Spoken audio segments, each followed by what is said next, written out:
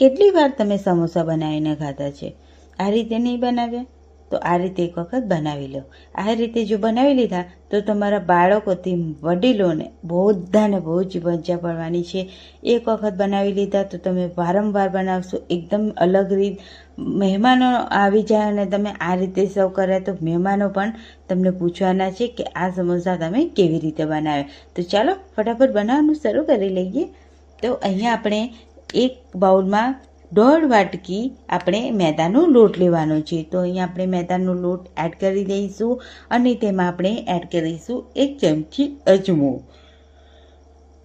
અજમાને આપણે ક્રશ કરીને એડ કરવાનું છે હાથેથી અને 1 ચમચી મીઠું એડ કરીશું અને એકદમ સરસ રીતે બધું મિક્સ કરી લેવાનું છે. અહીંયા આપણે એકદમ સરસ રીતે મિક્સ કરી લીધું છે.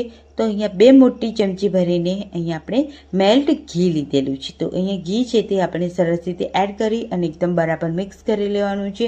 ઘી છે તે લોટમાં બધી જ બાજુ પહોંચે એ રીતે મિક્સ કરવાનું છે. આ રીતે હાથમાં મુઠ્ઠી વાળી અને આ રીતે એક મુઠ્ઠી વડે એટલું ટાઈટલું થઈ જવું જોઈએ. ત્યારે આપણો ડો છે તે એકદમ પરફેક્ટ છે એવું માનવાનું. હવે આપણે તેમાં થોડું થોડું પાણી એડ કરી અને લોટને બાંધી લેવાનો છે. તો અહીંયા મારે અડધા કપ પાણીની મને જરૂર પડી છે. તો અહીંયા હવે આપણે તેની સાઈડમાં મૂકી દઈશું અને આપણે એક મસાલો તૈયાર કરી લઈશું. તે આપણે સમોસાનો મસાલો.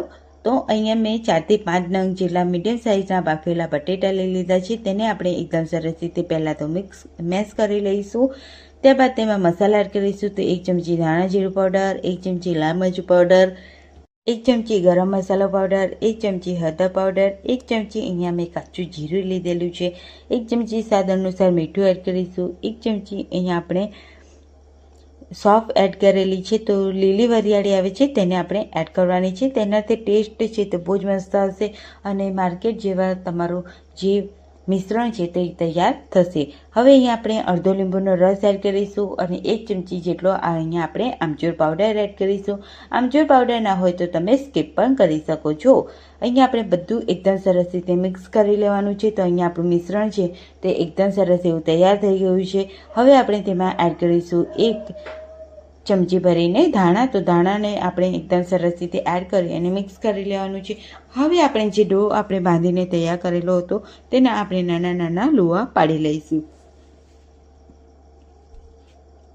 તો જેટલી સાઈઝના તમારે સમોસા બનાવવા હોય એટલી સાઈઝના તમારે લુવા કરી લેવાના. તો મેં અહીંયા મીડિયમ ઠીક એવા લુવા કરી લીધેલા છે. હવે અહીંયા આપણે પાટલી પર કોરો લોટ છાંટી દઈશું અને લુવા મૂકીશું અને એકદમ સરસ રીતે આપણે રોટલીની જેમ આપણે તેને વણી લેવાની છે. તો જેટલો આપણે લુવા લીધો છે એટલે જ આપણે ઠીક એવી રોટલી અહીંયા આપણે બનાવીને તૈયાર કરવાની છે.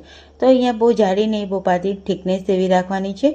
હવે અહીંયા આપણે ચાકુના મદદથી વન સાઈડ આપણે આ રીતે કટ લગાવી લઈશું અને બીજી સાઈડ આપણે પાટલીને ફેરવીને પણ કટ લગાવી લેવાના છે. અને ત્યારબાદ અહીંયા આપણે થોડું મિશ્રણ લઈ લેવાનું છે. મિશ્રણ છે તે 1 ચમચી જેટલું લેવાનું છે અને આપણે જ્યાં કટ નથી લગાવ્યો તે બાજુ આપણે મૂકીશું અને ફોલ્ડ કરીશું. તો અહીંયા આપણે પાણી લગાવી અને ફોલ્ડ કરવાનું છે. એ વાતનું ધ્યાન રાખવાનું છે, નહીં તો જે આપણા સમોસા છે તે ખુલવાના ચાન્સ રહે છે એટલા માટે.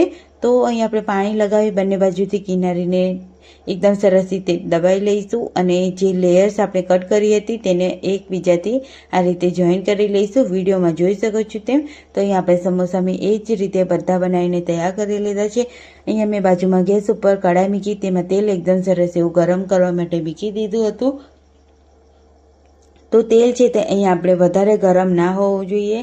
અહીંયા થોડું એવું મીડિયમ એવું તેલ આપણે ગરમ રાખવાનું છે. હવે તેમાં આપણે જે બધા સમોસા આપણે તૈયાર કરીને મૂકેલા છે તે એડ કરી દઈશું અને તેને અલટ પલટ કરતાં મીડિયમ ટુ લો ફ્લેમ પર તેને થવા દઈશું, જેથી આપણા જે આ સમોસા છે એકદમ લેયર્સવાળા તે એકદમ સરસ એવા ક્રિસ્પી ખસ્તા બનીને તૈયાર થાય અને ટેસ્ટી પણ લાગે. તો અહીંયા સરસ એવા ગોલ્ડન બ્રાઉન કલર આવી ગયો છે આ સમોસાનો. તો હવે આપણે તેને એક પ્લેટમાં કાઢી લઈશું અને તમે જોઈ શકો છો અહીંયા આપણી લેયર્સ છે તે બિલકુલ પણ ખુલ્લી નથી અને અહીંયા આપણા સમોસા છે તે જોઈને જ ખાવાનું મન થઈ જાય એટલા સરસ એવા ખસ્તા ક્રિસ્પી તૈયાર થઈ ગયા છે. તો ફ્રેન્ડ્સ, રેસીપી કેવી લાગે છે મને કમેન્ટમાં જરૂરથી જણાવજો. તો મારા વ્યુઅર્સ મને ક્યાંથી જોયા છે તે પણ મને કમેન્ટમાં જરૂરથી જણાવજો. તો આવી રેસીપી સાથે અને આવા અવનવા વિડીયો સાથે આવતી રેસીપીમાં મળીએ. ત્યાં સુધી બધા